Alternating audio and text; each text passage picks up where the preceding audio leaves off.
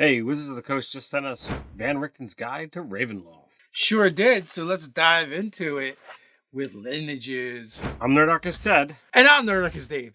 Welcome to Nerdarchy, for nerds by nerds. Now it's time to enter the Mists of Ravenloft.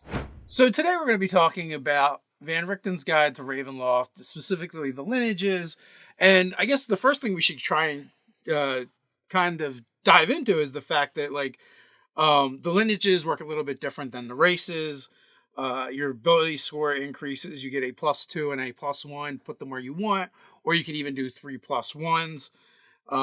With the lineages, you could have started off as another race and switched over at some point and become this, and this replaces your old race, and it doesn't really matter anymore.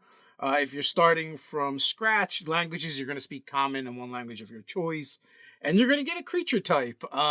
Most likely it's going to be humanoid or humanoid and something else.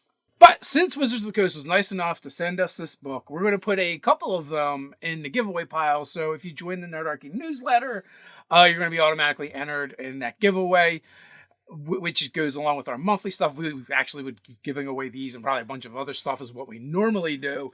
So if you want to, if you're interested in that and also just want to get more D&D content delivered right to your inbox, then, sign up for the newsletter. And also we will put a link down in the description to Amazon to get your own copy of Van Richten's Guide. If you would like to purchase it from Amazon, it's an affiliate link. So we get a small kickback from Amazon every time you buy through our links. That helps the channel out.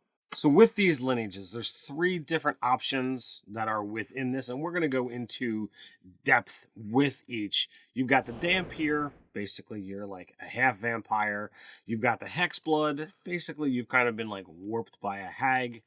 And lastly, there is the Reborn. You're kind of like a Frankenstein's monster or some kind of equivalent thereof. Yeah, which one of these most interests you? Are you playing any of them? Did you try out any of them in the playtest with the Unearthed Arcana? Let us know down in the comments below. Share your opinions with the Nerdarchy community.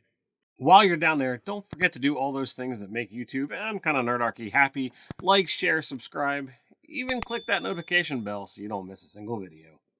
Appease that dark power, which is the algorithm of YouTube now. Quick reminder, Mondays, Wednesdays, or Fridays, we drop new videos over on the Nerdarchy channel. Come back and see what's new. All right, so we're going to dive into these races. I'm looking at page 16 of Van Richten's Guide, and we're going to look at the Dampier. Poised between the worlds of the living and the dead, Dampiers retain their grip of life, yet are endlessly tested by vicious hungers. Their ties to the undead grant Dampiers a taste of vampires' deathless prowess in the form of increased speed, dark vision, and a life-draining bite.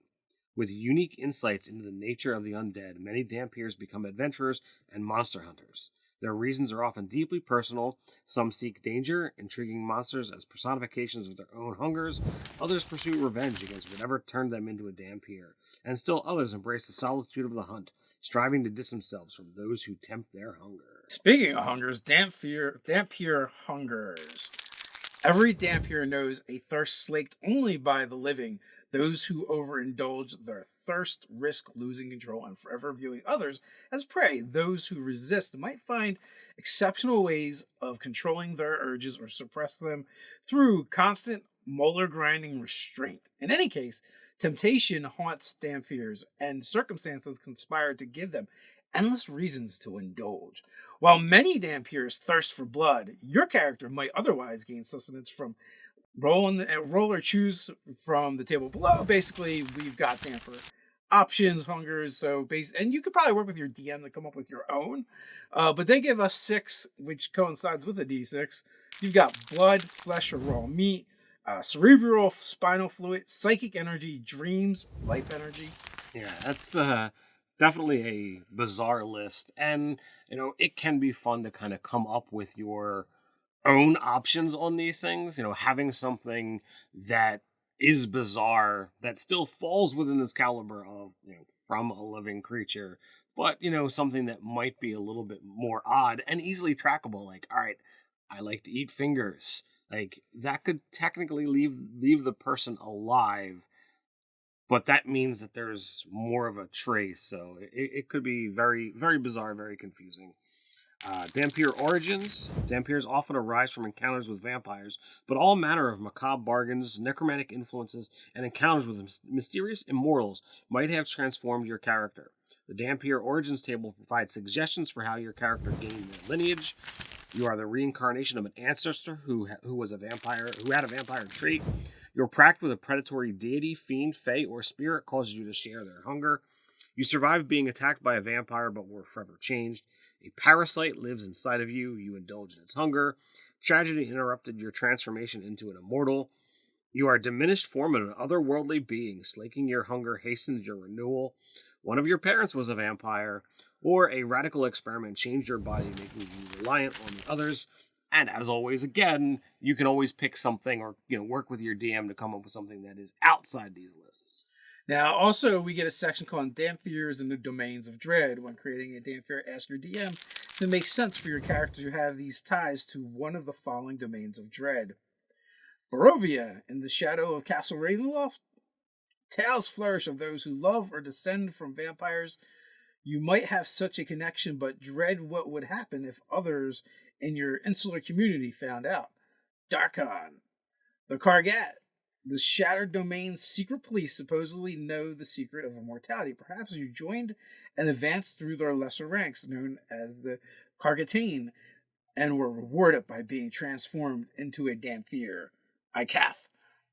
At night, the starving city of Ikath is overrun by vampiric Jangeshi. I'm not sure if that's how you pronounce that. You were left with a cold hunger after an encounter with one of these unquieted ancestors. So then we actually get into the legitimate, character traits or your racial traits that you would have. So your creature type is humanoid, size is medium or small. You choose when you get this lineage, and you have a walking speed of 35 feet. One of the more interesting things that they're going to all have in common is Ancestral Legacy.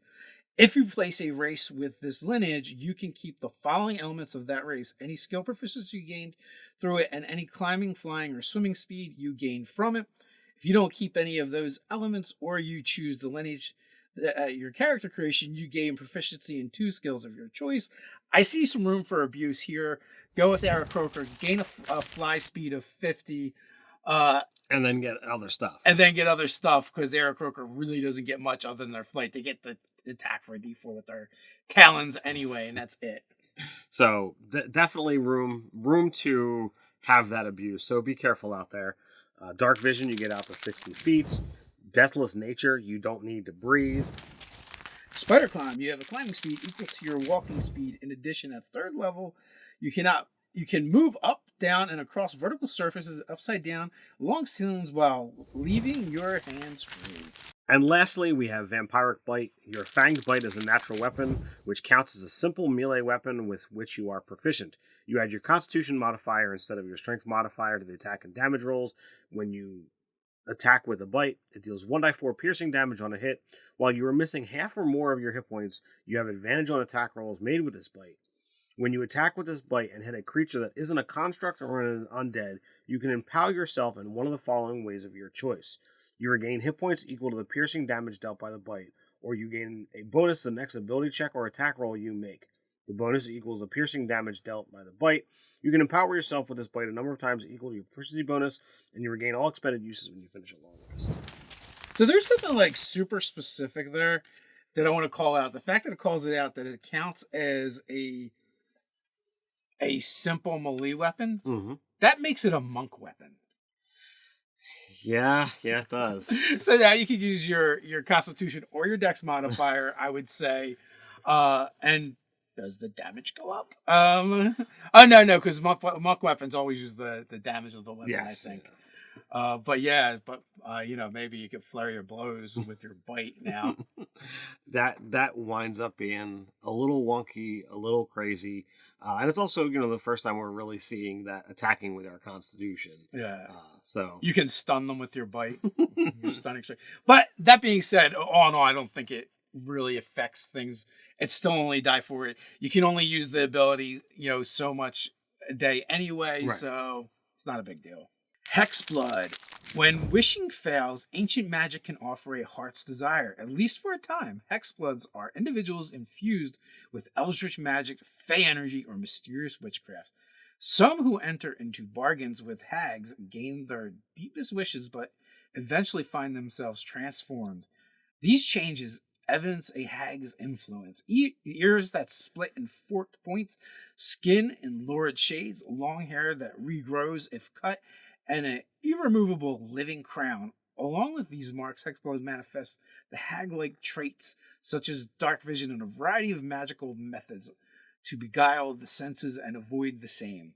While many Hexblood gain their lineage after making a deal with a hag, others reveal their nature as they age, particularly if a hag influenced them early in life or even before their birth. Many Hexbloods turn to lives of adventure, seeking to discover the mysteries of their magic, to forge a connection with their fey natures, or avoid a hag that obsesses over them. Definitely a lot of theme, a lot of things you can work with here to inspire and build up a character that's going to be fun and interesting. Heir of Hags. One way hags create more of their kin is through the creation of hexbloods. Every hexblood exhibits features of the hag whose weapon inspires their powers. This includes an unusual crown, often called an elder cross or a witch's turn. This living garland-like part of a hexblood's body extends from their temples and wraps around their head, serving as a visible mark of their bargain between the hag and the hexblood, a debt owed, or a change to come. Hexblood Origins. A bargain with the hag or other fury forces transformed your character into a magical being. And then we have a table with Hexblood Origins. Seeking a child, your parent made a bargain with a hag. You are the result of that arrangement. Fey kidnappers swapped you and your parent's child. A coven of hags lost one of its members. You were created to replace the lost hag. You were cursed as a child. A deal with the spirits of the forest transformed you into a hexblood, now free of the curse. You began life as a fey creature, but an accident changed you and forced you from your home. A slated druid transformed you and bound you to live only so long as a sacred tree bears fruit. Definitely, some fun things there. And again, with all of these lists, you can always pick something from the list or, work with your DM and come up with something that's, fun, thematic, and fitting for the setting that you're playing in. As you're using the Domains of Dread when creating a Hexblood, consult with your DM to see if it's appropriate to tie your origins to one of the following Domains of Dread, detailed in Chapter 3. Hazelin. The bizarre magic of this crumbling domain exposes the populace to supernatural fortress, occasionally giving rise to hexblood. Cartacus. Whimsical witches make their homes in the forests of Cartacus. They eagerly grant the wishes of locals seeking grand fortunes for their children. And Tempest. Many of the children in the town of Victal are hexbloods who exhibit their supernatural nature from a young age. Each youngster is considered a gift from the town's patron deity, who is known as Mother. So then we get into our traits. Your creature type is Fey. You can be medium or small. And speed is 30 feet. We also have Ancestral Legacy. They're exactly the same for all three races, or lineages, I should say. Indeed. You have Dark Vision out to 60 feet, and you have an Eerie token. As a bonus action, you can harmlessly remove a lock of your hair, one of your nails, or one of your teeth. This token is imbued with magic until you finish a long rest. While a token is imbued in this way, you can take these actions. Telepathic Message. As an action, you can send a telepathic message to the creature holding or carrying the token as long as you are within 10 miles of it. The message can contain up to 25 words. Remote Viewing. If you are within 10 miles of the token, you can enter a trance as an action. The trance lasts for 1 minute, but it ends early if you dismiss it, no action required, or are incapacitated. During this trance, you can see and hear from the token as if you were located where it is. While using this senses at the token's location, you are blinded and deafened in regard to your own surroundings. When the trace ends, the token is harmlessly destroyed. Once you create a token in this feature, you can't do so until you finish a long rest, at which point your missing part regrows. I'm totally making a Tooth Fairy character at some point. When they make the fairy race from Unearthed Arcana official, I will take that, I will fly, and I will give out my tooth to people with impunity. Finally, we have Hex Magic. You can cast the disguise self and hex spells with this trait. Once you cast either of these spells with this trait, you can't cast that spell with it again until you finish a long rest. You can also cast these spells using any spell slots you have. Intelligence, Wisdom, or Charisma is your spell casting ability. For these spells, choose the ability when you gain this lineage. Now, we were kind of talking about this off camera a little bit, like, sorcerer has gotten a lot better because one of the downfalls to being a sorcerer, especially the player's handbook sorcerers, is the amount of spells you know. A lot of like races now, or lineages in this case, and feats are granting you access to spells to pull in your spell list. So it's you could literally pack out a sorcerer and add half a dozen more spells to your spell list just through some of these choices. Absolutely. And, Hex Magic, getting Disguise Self, and Hex, both really good spells, is incredibly useful. And since we're talking about a sorcerer to begin with, that those are good spells for a sorcerer. And lastly, we're looking at the race Reborn. Death isn't always the end. The Reborn exemplify this, being individuals who have died, yet somehow still live. Some Reborn exhibit the scars of fatal ends, their ashen flesh or bloodless veins, making it clear that they've been touched by death. Other Reborn are marvels of magic or science, being stitched together from desperate beings or bearing mysterious minds and manufactured bodies. Whatever their origins, Reborn know a new life and seek experiences and answers all their own. Fate and memories. Reborn suffer from some manner of discontinuity, an interruption of their lives or physical state that their minds are ill-equipped to deal with. Their memories of events before this interruption are often vague or absent. Occasionally, the most unexpected experiences might cause sensations or visions of the past to come rushing back.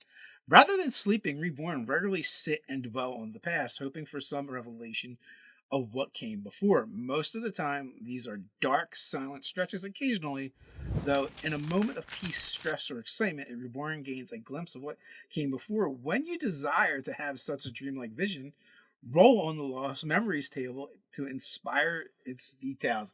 This is kind of interesting because this is just like, I want to have a moment.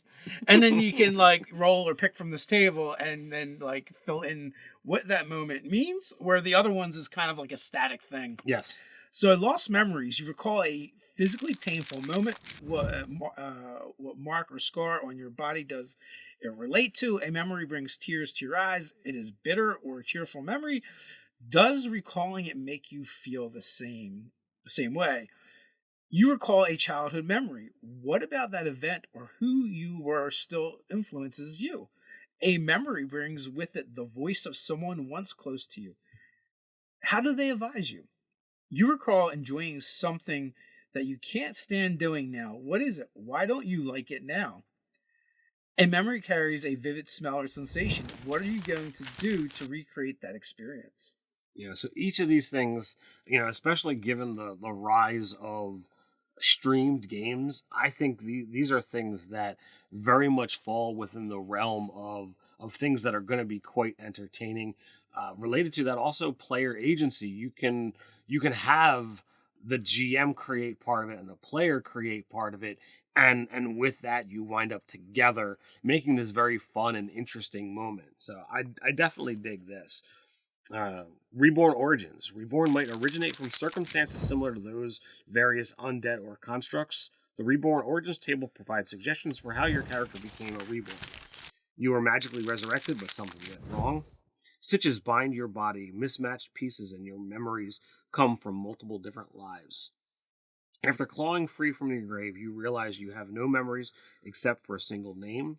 You were a necromancer's undead servant for years. One day, your consciousness returned. You awoke in an abandoned laboratory alongside complex designs for clockwork organs. You were released after being petrified for generations. Your memories have faded, though, and your body isn't what it once was.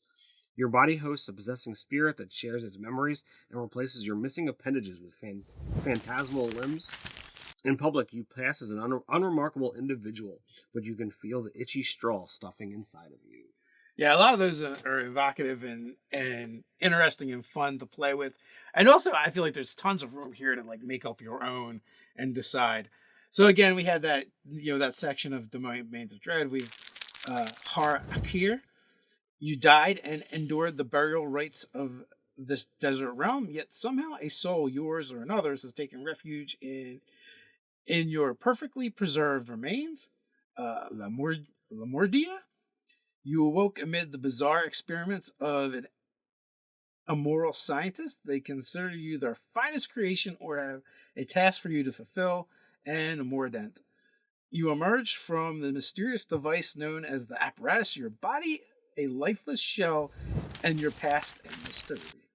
And then we get into the reborn traits. You are a humanoid. Again, you get to pick whether you're medium or small. Your speed is 30 feet, and you retain that ancestral legacy, just like the other two.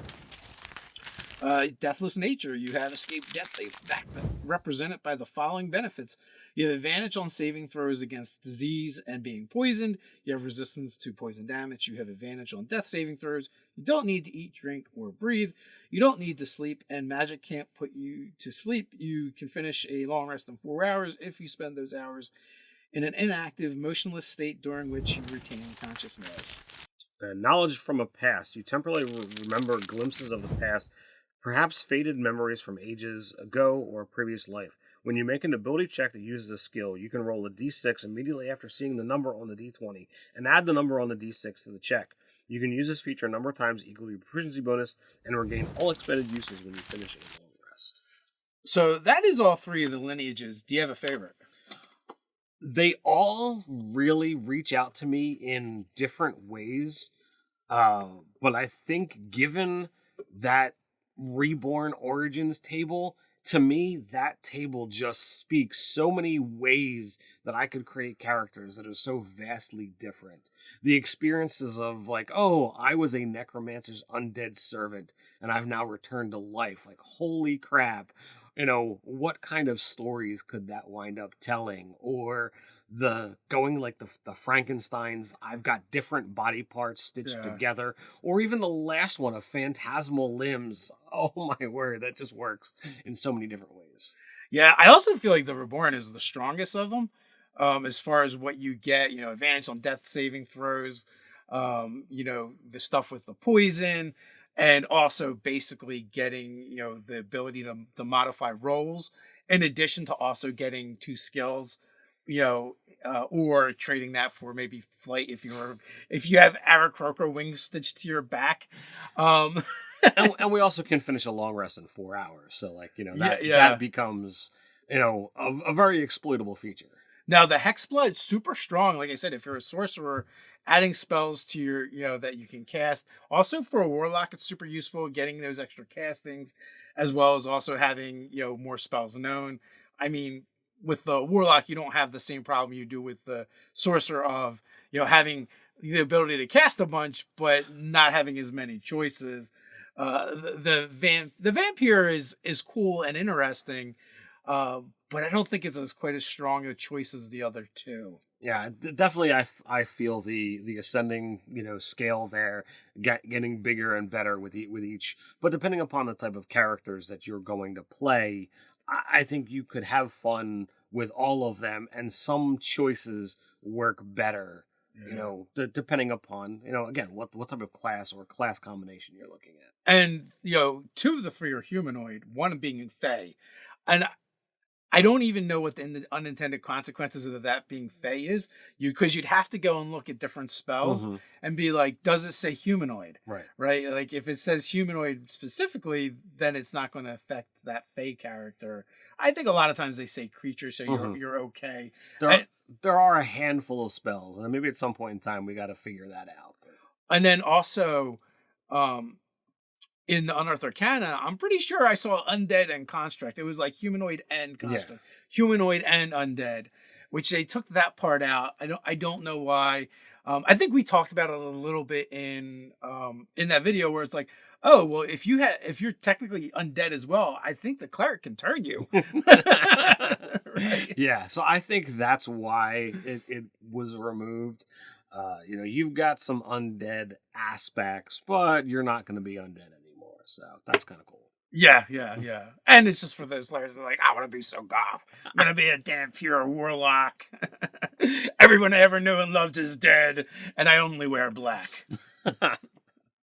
So I don't know. What do you folks think? What are you playing in your games?